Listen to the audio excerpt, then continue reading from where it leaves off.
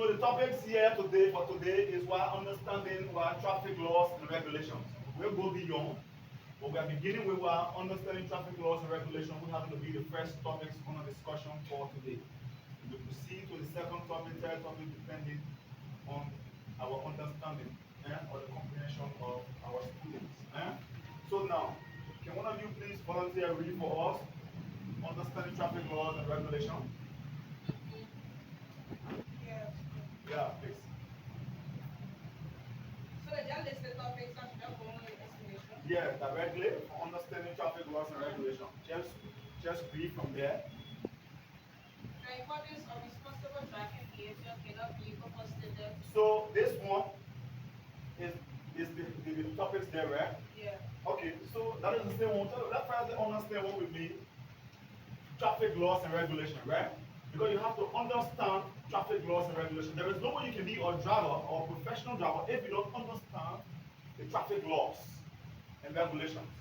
Those laws and regulations are responsible to guard our roads and its users. Eh? So that our roads and its users are guarded by those laws and regulations. Now, when it comes to traffic laws, let us first look at the word traffic. Traffic has to do with the movement of people or vehicles. Traffic has to do with the movement of people or vehicles. You can get human traffic, you can get vehicular traffic. You know what I'm saying? Yeah? You can get human traffic, you can get what? Vehicular traffic. So this is the key word we are looking at. Laws. Laws are those set principles, rules, legal rules that have been set up to guard the road and also guide you and I as the users of the road. So now the laws, they guard pedestrians, they guard non-motor vehicle operators, they guard motor vehicle operators as well. You know what I'm saying? Yeah? So now, non-motor vehicle operator also have right to the road. Some example of non-motor vehicle operator could be bicyclists, those that can ride a bicycle, those that operate or use the roller skate, or the skateboard, those that are using the wheelbarrow. These are our non-motor vehicles operators. So those of them are using those things, they are called non-motor vehicle operators. So when we get a motor vehicle operator, we get the taxi driver who have the keke operator, who have the motorcyclist.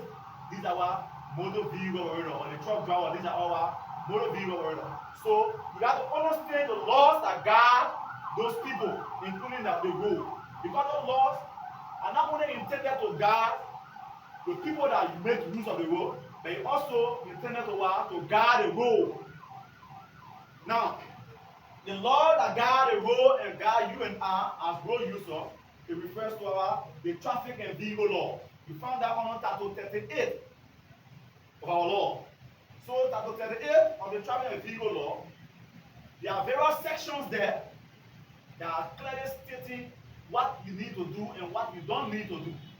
So the do's and don'ts are read on Title 38. For example, if you go directly on to 38, chapter 10,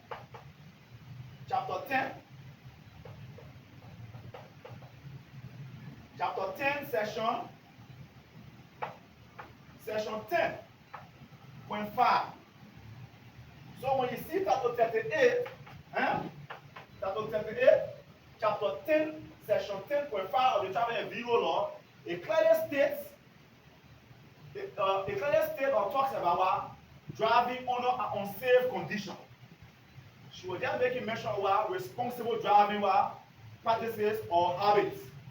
So if you drive under an unsafe condition, that's a violation of our law.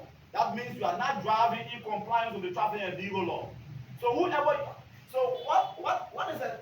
Can we have one example? Let us say, anybody can help me with one example of driving in violation of chapter 10 of section 10.5 of the vehicle traffic law, because we're talking about driving under an unsafe condition. So this is the section that talks about that. So can you give me one example? Driving with alcohol. Driving, you're drinking alcohol. or under the influence of alcohol, then you are unsafe. You driving, you didn't buckle up in a seat belt. You are unsafe. You driving, yes, you have a seat belt on as the operator or the driver, but your passengers in the rear seat don't have a seat belt. And there is seat belt there. When you load in the rear seat, be it Toyota Corolla or Nissan Amira or maybe Toyota Camry, you have 3 seat belts there. For 3 passengers at the rear, for the 3 passengers of the seat at the rear. Sit there. Eh? So make sure if you have the 3 passengers in the rear seat, let all of them have their seat belt buckle on. And then strap in the seat belt. So if you're driving a vehicle and then you have your seat belt on, and the other person adjacent to you as an operator have a seat belt on, the people in the rear seat don't have seat belt on, you can be charged over section 10.5. That will be violation of section 10.5 of the traffic and vehicle law. And then you will be charged to court.